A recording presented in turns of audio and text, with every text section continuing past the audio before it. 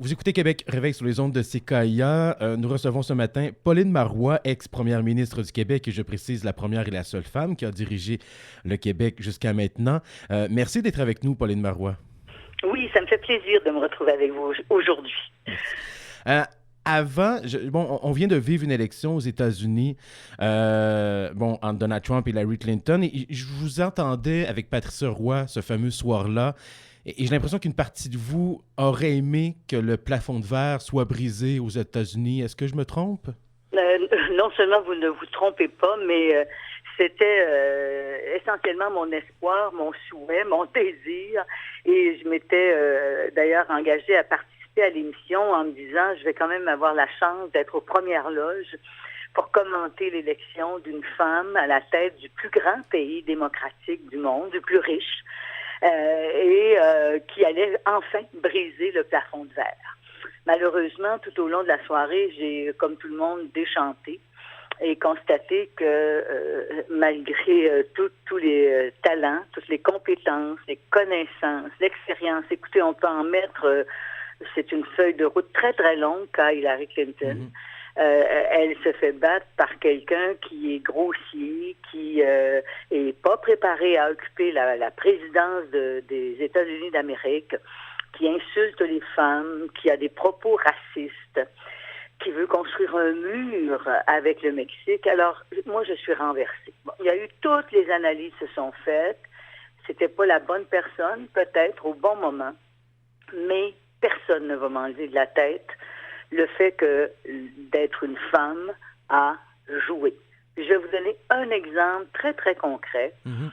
On ne croit jamais que les femmes peuvent en économie réussir ou avoir du talent. Remarquez que la gouverneure de la Banque fédérale américaine est une femme, mais cela étant, quand on posait la question aux Américains, en qui faites-vous le plus confiance pour l'économie, c'était en Donald Trump. Or, Donald Trump a fait 6 faillites dans sa vie. A pas payé d'impôts, sauf, je crois, pendant 3 ans. On ne peut pas dire que c'est l'exemple d'une réussite parfaite. Hein? Mm-hmm. Alors que Hillary Clinton, qui a été aux plus hautes fonctions de l'État, a été en contact avec toutes les décisions économiques qui se sont prises aux États-Unis au niveau de la présidence. Alors, voilà, je crois que c'est un préjugé qu'on a vis-à-vis des femmes, et ça a joué dans le cas d'Hillary Clinton. Est-ce que c'est important que ce plafond de verre soit brisé, entre guillemets, localement? Et là, je m'explique. Il y a des femmes chefs d'État un peu partout dans le monde. Il y en a. Au Québec, il y en a 3, si je ne me trompe pas, présentement, qui sont à la tête d'une province. Est-ce que c'est important que chaque province, chaque pays brise eux-mêmes le plafond de verre? Ce n'est pas suffisant de voir que dans d'autres États, ça s'est fait. Non, moi, je crois qu'effectivement, il faut que ça se produise partout sur la planète. Mm-hmm. Il y avait une étude, et je ne peux pas me souvenir du chiffre exact, qui rappelait combien de femmes étaient chefs d'État. Évidemment, nous, être à la tête du Québec, c'est pas considéré comme un État au sens de l'ONU, au sens des Nations Unies, mais je crois que c'est moins qu'une dizaine, certains, de femmes qui sont actuellement chefs d'État. Moi, j'ai toujours cru au poids du nombre. C'est-à-dire qu'une fois qu'on a une masse critique, ça devient normal, ça devient naturel. Ce n'est plus un phénomène exceptionnel. Or, on ne peut pas dire que sur 183 pays actuellement à l'ONU, il y en a une quinzaine de dirigés par des femmes. C'est pas tout à fait normal, c'est plutôt encore l'exception. Alors, donc oui, c'est important. Puis d'ailleurs, j'irais plus loin. C'est important dans nos mairies, dans nos municipalités, un peu partout, lorsqu'il y a des postes de direction, de responsabilité. Combien de femmes à la tête des grandes entreprises québécoises? Pas beaucoup, mon cher, pas beaucoup.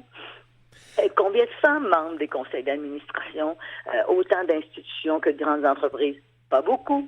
Alors, oui, c'est une bataille qui doit être menée et gagnée sur plusieurs fronts, pour ne pas dire sur tous les fronts. On sera vraiment considéré comme, ou traité également, lorsqu'on occupera la moitié des fonctions électives, des fonctions de direction, des fonctions de responsabilité.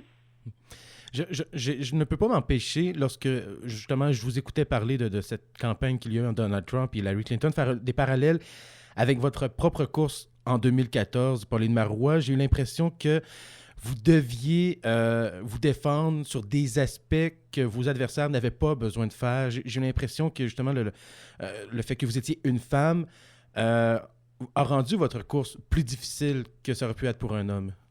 Ça l'a, en fait, toutes les élections que j'ai vécues, que ce soit à la présidence de mon parti ou à la tête du Québec, ça a toujours joué, le fait que je sois une femme. D'abord, le regard souvent qu'on porte sur nous, on surveille toujours si on a l'air fatigué. Mm-hmm. Regardez Hillary Clinton au début, là, elle a eu un petit problème de santé, tout le monde en a un jour ou l'autre, mais là, ça devient très, très, très gros. Entre autres, quand je me suis présentée en 2012, les journalistes trouvaient que j'avais l'air fatiguée. Et là, ça a commencé à courir. Elle ne doit pas être capable d'assumer cette responsabilité-là, etc. Alors, j'ai bien ri parce que je les ai mis au défi de venir marcher avec moi à 6 heures le matin, ce que je fais tous les matins, même maintenant. Alors, il y en a quelques-uns qui sont restés dans le fond de l'autobus et qui n'ont jamais eu le courage de venir faire la marche avec moi sur le Mont-Royal. Donc, c'est un exemple, mais il y en a comme ça, une multitude. Souvent aussi, je vais le dire bien simplement et bien humblement, on a beaucoup attaqué mon mari. Mm-hmm. Et en cherchant à travers lui à m'attaquer, à m'atteindre. Alors, est-ce qu'on fait ça souvent à des hommes? Je ne crois pas. Et c'est comme ça pour plusieurs plans. Quand je regarde justement les questions économiques, moi j'ai une formation des HEC, des hautes études commerciales de Montréal, j'ai une maîtrise en administration des affaires. Et souvent on a un petit doute encore au plan de l'économie. Est-ce qu'elle va être capable? J'avais dirigé le gouvernement de 2012 à 2014, on a eu des performances assez remarquables. On avait mis de l'avant des politiques économiques très audacieuses. Celui qui était en face de moi, le docteur Couillard, est un médecin. J'ai rien contre les médecins, au contraire, mais il n'y avait pas nécessairement une base au plan économique. Il y avait eu des amis qui n'étaient pas nécessairement de bons amis, on pense à M. Porter, mais ça coulait davantage sur lui que sur moi, finalement. Alors, sont les embûches qu'on rencontre un peu partout. Dans tous les postes qu'on est amené à occuper, le regard est différent sur nous qu'il ne l'est sur les hommes. Vous l'avez dit, en fait, vous avez une feuille de route impressionnante lorsqu'on la regarde. Vous avez fait de la politique longtemps, vous êtes entré au début des années 80. Oui. À quel point ça a évolué, à quel point vos défis ont évolué entre justement le début des années 80 jusqu'à 2014. Est-ce que vous avez fait face sensiblement aux mêmes défis toutes ces années-là? Moi, je pense qu'il y a eu quand même un cheminement qui a été parcouru, un chemin qui a été parcouru, et il y a des préjugés qui sont tombés. La preuve en est que j'ai été élue en 2012. Mais il reste qu'il y a encore un petit fond là sinon de misogynie, du moins de double standard par rapport à une femme. Vous savez que pendant longtemps, on a scruté mes vêtements, on a scruté mon allure, etc. Mais moi, je crois quand même qu'entre il y a 20 ans ou 40 ans et maintenant, il y a quand même un chemin qui a été parcouru. Il y a d'abord je trouve que l'exemple le plus intéressant de ça, c'est quand on voit des jeunes hommes prendre soin de leurs petits, profiter du congé parental. Déjà, ça marque un changement d'attitude vis-à-vis l'égalité entre les hommes et les femmes devant les enfants, devant la famille. Et ça, il y a 45 ans, c'était exceptionnel. Mon mari qui s'occupait des enfants était considéré comme un homme rose, quelqu'un qui le connaisse. Ils savent qu'il n'y a pas tellement le tempérament.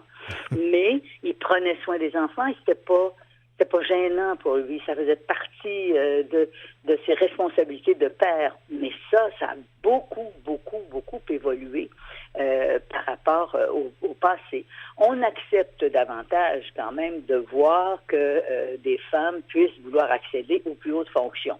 Quand il arrive le temps de les choisir, parfois on a peut-être un doute, mais au moins ça, c'est derrière nous. Par contre, ce qui l'est moins, c'est entre autres la relation des femmes au pouvoir. Et souvent, les femmes, si on dit qu'il y a des préjugés, puis il y a des difficultés pour les femmes à accéder à ces fonctions, il y a aussi de notre part à nous comme femmes, parfois certaines réticences. Vous savez, les femmes sont très perfectionnistes. Hein? Louise Arel disait souvent, on a le syndrome de la première de classe. On veut que tout soit parfait, qu'il n'y ait pas qu'on fasse pas de faux pas, etc. Or, parfois, il faut être capable de dire j'ai fait du mieux que je pouvais, je ne peux pas en faire davantage pour faire avancer tel dossier ou pour faire telle ou telle proposition. Mais nous, on a de la difficulté avec ça. Deuxième chose, on a de la difficulté à se faire confiance. J'ai souvent demandé à des femmes de se présenter pour le Parti québécois dans différents comtés à travers le Québec et invariablement, la réponse était « Est-ce que tu crois que je vais être capable? » Alors qu'elles avaient une feuille de route exceptionnelle, elles avaient des diplômes, de l'expérience, étaient bien ancrées dans leur milieu. Je posais la question à des collègues masculins que je voulais voir se présenter aussi.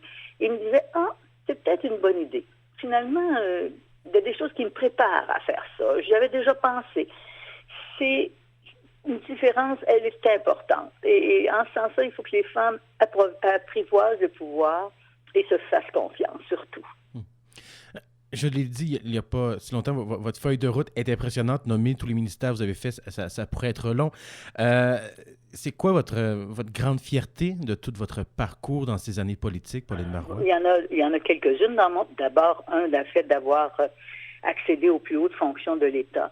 Comme première ministre du Québec, pour moi, c'est un objet de très grande fierté.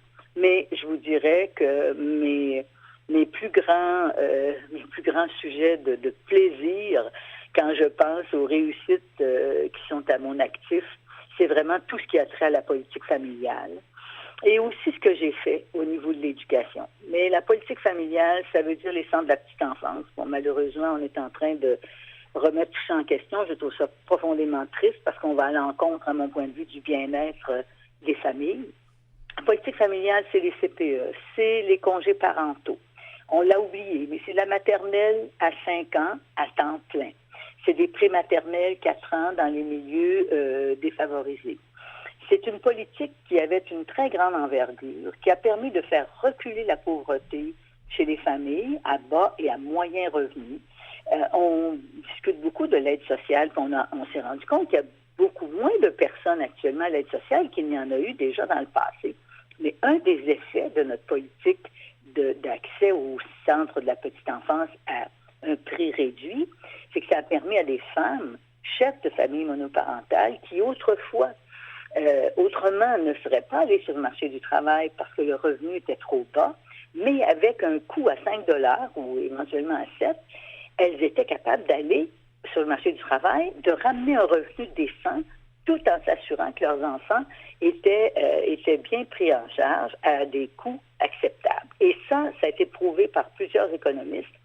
La politique familiale a permis d'enrichir le Québec, de lutter contre la pauvreté, de permettre à des familles d'être plus à l'aise et à des femmes chefs de famille monoparentales de retrouver leur autonomie.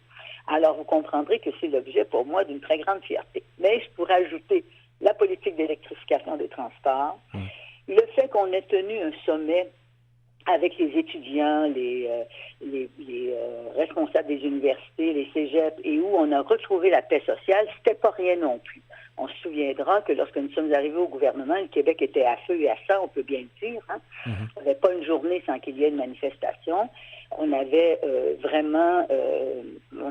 dans le fond, affronté la jeunesse inutilement, à mon point de vue, et on est quand même parvenu à s'entendre avec une indexation, une formule d'indexation pour les frais de scolarité, 100 heures, et on a stabilisé donc les frais payés dans nos universités et on a retrouvé un climat social sain. Alors, je pourrais vous en mettre comme ça, mais disons que ma plus grande fierté, ça reste d'avoir été première ministre et d'avoir mis en place la politique familiale. Vous parliez de cette rigueur qu'on trouve souvent chez les femmes en politique, et la vôtre, elle est légendaire, votre rigueur, en tout cas, du moins les rumeurs qu'on a. Est-ce que c'était là dès le départ, ou est-ce que vous vous êtes rendu compte que vous deviez avoir une rigueur supérieure pour, entre guillemets, être crédible aux yeux des autres? Il y a quelque chose qui dès le début, dont je me suis rendu compte dès le début, lorsque je suis arrivée au Conseil des ministres, entre autres avec monsieur Lévesque, Il fallait que j'en fasse plus que les gars pour être prise au sérieux. Bon, ça maintenant, ça existe encore, mais c'est un petit peu moins pire à mon point de vue. Si vous saviez comment je me préparais avec mes dossiers pour arriver au Conseil des ministres et que je puisse répondre à toutes les questions, quand je répondais, je ne pouvais pas y arriver, j'étais fâchée après moi, je me disais qu'est-ce que j'ai fait, pourquoi j'ai pas été fouiller ça. Alors, mais on nous en demandait beaucoup, beaucoup plus. J'arrivais au Conseil des ministres avec un dossier, puis il y avait un petit sourire narquois. J'étais assez jeune, j'avais quand même 33 ans, 34 ans, mais il y avait un petit sourire narquois du genre, bon, viens-t'en, ma petite, on va voir si tu es capable d'assumer la responsabilité que tu as, si tu es capable de nous présenter ton dossier. Alors, et ça, à mon point de vue, je crois que c'est un peu disparu, pas complètement. Quand on veut occuper quand j'entends des femmes qui veulent entrer dans des entreprises, occuper des postes de cadre, je dirais qu'on est plus exigeant à leur endroit. Mais ça tend à s'atténuer. On a juste à nous poser les mêmes obligations qu'aux hommes. On n'en demande pas plus, pas moins. Mais effectivement, dans mon cas, je dois dire que j'ai travaillé doublement pour mériter mes galons. Vous avez dit que vous avez souvent tenté de convaincre des femmes de rentrer en politique. Vous diriez quoi aujourd'hui, peut-être à des auditrices qui nous écoutent et qui hésitent à entrer en politique parce que justement, on voit encore que c'est un peu plus dur pour les femmes de faire de la politique? Oui. Mais je leur dirais de se faire confiance, qu'on est bonne. On a une vision des choses qui est différente de celle des hommes. Et je dis pas que c'est des différences très, très, très grandes, mais il reste qu'on a des sensibilités à certaines réalités humaines. Et on apporte quelque chose quand on arrive en politique. Et l'autre chose, quand on arrive dans des lieux de décision, ça peut être en politique ou ailleurs, hein. L'autre chose, c'est, je crois, moi, que si on veut influencer les décisions qui se prennent, si on veut une meilleure qualité de vie, si on veut que notre société soit meilleure, ben il faut aller là où se prennent les décisions. Et moi, c'est une chose, ça, que j'ai constaté lorsque j'avais 20 ans. J'étais dans l'Outaouais. Je finissais mon cours universitaire. J'ai une première formation en service social. C'est l'Université Laval, d'ailleurs. Je finissais mon cours en service social et puis je voulais qu'on change des choses sur les bénéficiaires d'aide sociale. Je m'occupais de la protection du consommateur. Je voyais des gens exploités. Et puis, à un moment donné, j'ai rencontré M. Castonguay, Claude Castonguay, dans une manif d'ailleurs, hein, je faisais des manifs à l'époque, et là je me suis dit, dans le fond, si je veux changer des choses dans la société, où se prennent les décisions? Elles se prennent beaucoup au niveau politique. Et on a une politique de transport en commun, on a des politiques qui concernent l'éducation, qui concernent la santé. Ce sont des gens qui décident à ce niveau-là, qui vont changer le cours des choses. Et donc, dès ce moment-là, je me suis dit, si un jour je veux aller plus loin dans mon action, c'est là qu'il faut que j'aille. Après ça, j'ai oublié ça, là, mais donc je dis aux femmes, vous avez quelque chose à apporter au monde. D'abord, notre différence, notre point de vue sur les relations humaines, sur la façon de gérer, est différente, et la société va être gagnante de cette différence. D'ailleurs, il y a des études qui ont été faites et qui font la preuve que dans les entreprises ou sur les conseils d'administration ou dans les bureaux de direction, il y a plus de femmes. On est plus sensible aux questions d'éthique, par exemple. On s'est rendu compte aussi, en tout cas, quand les femmes sont arrivées, qu'il y avait eu des changements dans les rendements. Parce que les femmes, justement, sont plus perfectionnistes. Peut-être qu'elles prennent un peu moins de risques, mais quand elles en prennent, ils sont mieux calculés. Alors, je dis aux femmes, vous êtes bonnes, vous avez du talent, faites-vous confiance et venez apporter votre différence, venez changer le monde, vous avez tout ce qu'il faut pour faire ça. Vous parliez tout à l'heure, Pauline Marois, de la politique familiale sur laquelle vous avez beaucoup travaillé. Ne serait-ce que les CPE, ça a eu un impact, ça a encore un impact énorme sur la société. Et ça touche particulièrement les femmes, ces politiques-là, parce qu'on regarde les statistiques, on se rend compte que c'est les femmes, ça vient surtout aider. Est-ce que ça peut être mis en place par un homme, ce genre de politique-là? Est-ce que ça... Alors là, je vais vous faire mentir un peu, parce que celui qui a proposé d'abord cette politique, c'est Lucien Bouchard. Ah, bon, ben voilà.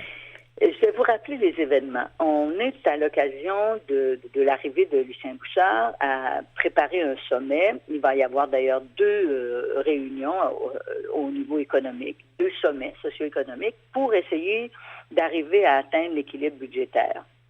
Parce qu'on a de gros problèmes au plan budgétaire et on risque de devoir remettre en question certains de nos services si on n'est pas capable de retrouver un certain équilibre.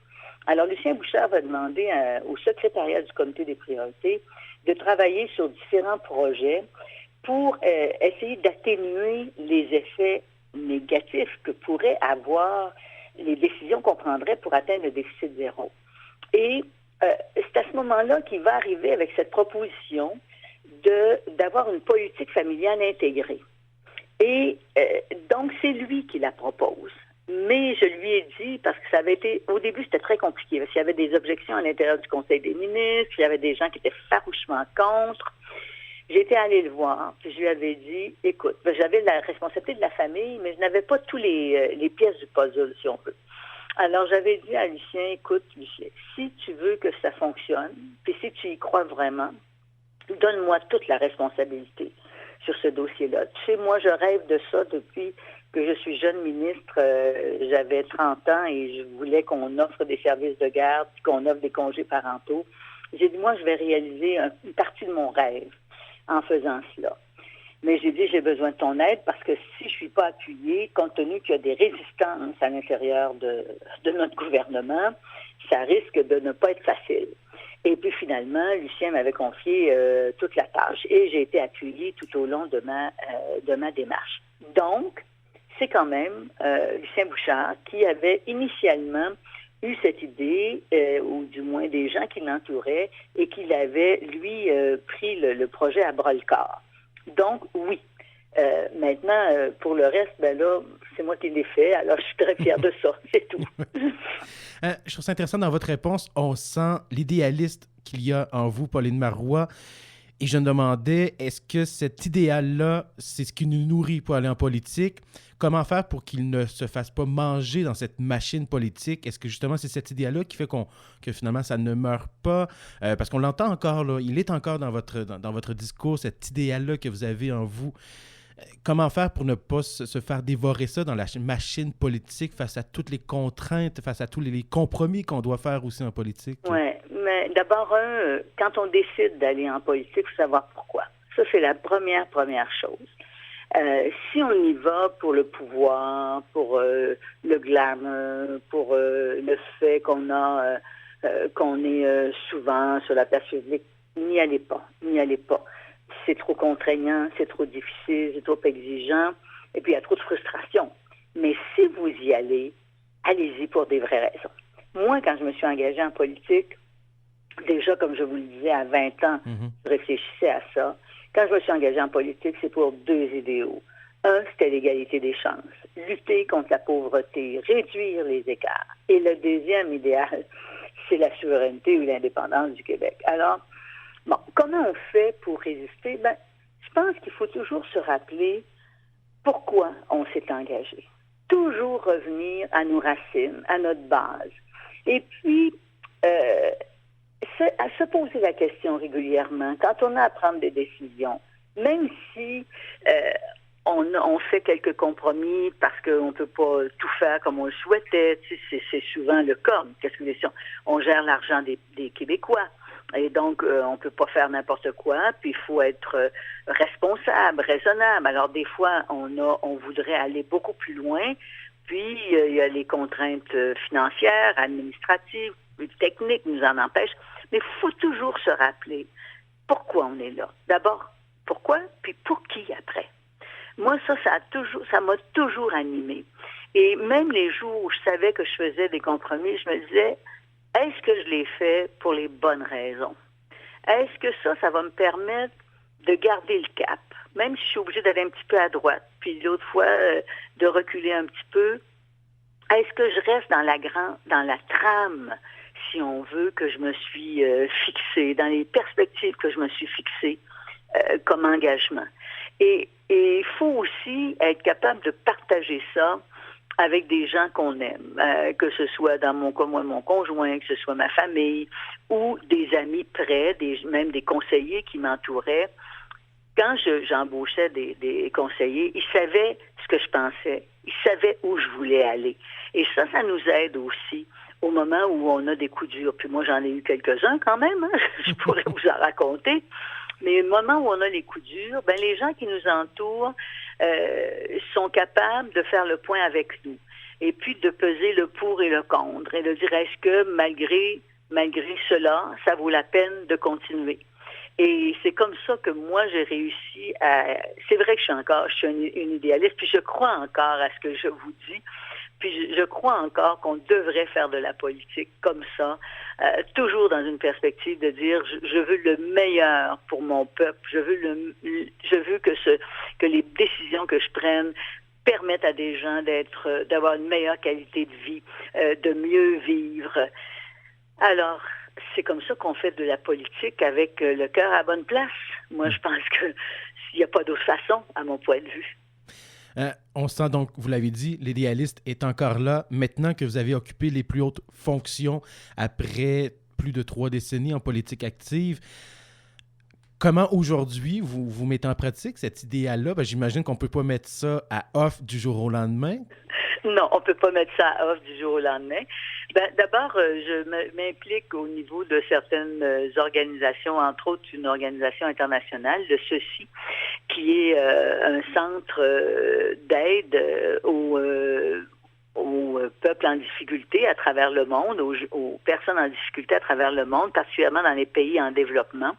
Et je suis impliquée, entre autres, dans un projet très concret, très, très précis. C'est un projet d'étuveuse de riz au Burkina Faso. Ce sont des femmes qui ont décidé de se prendre en main et qui font le traitement du riz. Lavent, nettoient le riz, l'ensachent et le mettent en marché. Et ces femmes ont créé de véritables petites entreprises qui leur permettent d'être autonomes, de prendre soin de leurs enfants, de s'assurer que leurs enfants vont aller à l'école, etc. Alors, c'est le genre de projet dans lequel je m'investis. Je fais autre chose aussi qui n'est pas public, mais il y a souvent beaucoup de jeunes, de femmes, de personnes qui soit veulent s'engager en politique, ou soit réfléchissent à leur avenir et qui souhaitent avoir des conseils. Et je les reçois. Ça, c'est systématique. Je fais ça assez régulièrement. Et j'ai aussi des demandes pour participer à des recherches, pour participer à des analyses. Bon, j'ai participé, entre autres, à un document qui va être présenté bientôt, au début de l'année, concernant les grandes politiques sociales au Québec et où je fais une réflexion sur d'où on est parti et où on en est rendu. Alors, ce sera publié bientôt, donc c'est du travail que je fais de façon assez sérieuse pour être capable de livrer un produit de qualité. Et puis, par ailleurs, il y a des demandes qui me viennent aussi de groupes qui veulent me rencontrer pour échanger sur, entre autres, l'action politique, sur les grandes politiques sociales, économiques. Alors, régulièrement, je vais participer à des séances de discussion, d'échange. Je l'ai fait, entre autres, dernièrement avec un groupe de jeunes qui avaient entre 25 et 35 ans. Tous des jeunes dans des domaines très différents, des communications, du droit, de l'économie, de l'enseignement. C'était très, très, très riche comme échange. Je le fais souvent avec des groupes de femmes. Et puis, il arrive parfois que je fasse aussi des discours et des interventions publiques, mais j'essaie de moins intervenir publiquement dans un contexte où j'ai pas le goût de me retrouver dans des polémiques. Je suis franche. Dernièrement, j'ai participé à un très beau colloque. C'est dommage qu'il n'y ait pas eu plus de gens qui aient entendu tout ce qui s'est dit là, mais c'était sur les 40 ans de l'histoire du Parti québécois. Il y a eu des gens comme Marc-André Bédard, Pierre Marois, Yves Duhem qui sont venus témoigner. Louis Jarel, ça a été passionnant. Et j'ai fait une intervention à ce moment-là sur la période couvrant 2013 à 2016, pas 2013, 2003 à 2016, parti à la croisée des chemins. Alors, j'ai fait de la recherche, je me suis recentrée. Et enfin, j'ai légué, vous avez vu peut-être cela il y a quelques jours, mes archives aux Archives nationales. Donc, ça a été un travail aussi de mettre en ordre les documents que j'avais, faire en sorte qu'il y ait une sélection qui se fasse. J'en ai encore, d'ailleurs, sur lesquels je travaille et que je livrerai aux archives pour la suite des choses, si on veut, parce que je pense qu'on a un devoir de mémoire, de laisser un petit peu d'informations qui vont permettre peut-être de mieux comprendre pourquoi on a posé tel geste, dans quel contexte, etc. Alors voilà ce dans quoi je suis engagée. Puis bon, là, j'en oublie sûrement, mais disons que ce sont les événements essentiels auxquels je participe. Et puis, je prends soin de mes enfants, de mes petits-enfants. Même mes enfants, ils sont grands, mais je leur donne des coups de pouce parce que je garde mes petits-enfants. Et puis, je reçois souvent mes petits-enfants. Alors, je suis une grand-mère comblée. Et donc, je comprends bien aussi, vous avez encore un agenda de première ministre. Disons un peu moins chargé quand même, puis les décisions que je prends ont moins de conséquences. Oui, effectivement. j'ai quand même un assez bon agenda. J'essaie d'ailleurs des fois de le libérer, mais bon. Par exemple, j'ai répondu à votre appel. Ben oui, qui est très apprécié d'ailleurs. Alors que j'en fais beaucoup moins d'entrevues comme celle-là. Ben, ça a été très apprécié, Mme Marois, que vous nous donniez ce temps ce matin. Merci beaucoup pour cette entrevue et je vous laisse retourner à vos multiples projets et aussi à votre famille qui est quand même très important. Merci, Mme Marois. Je vous remercie beaucoup. Ça a été très agréable de vous parler ce matin. Merci. Au revoir.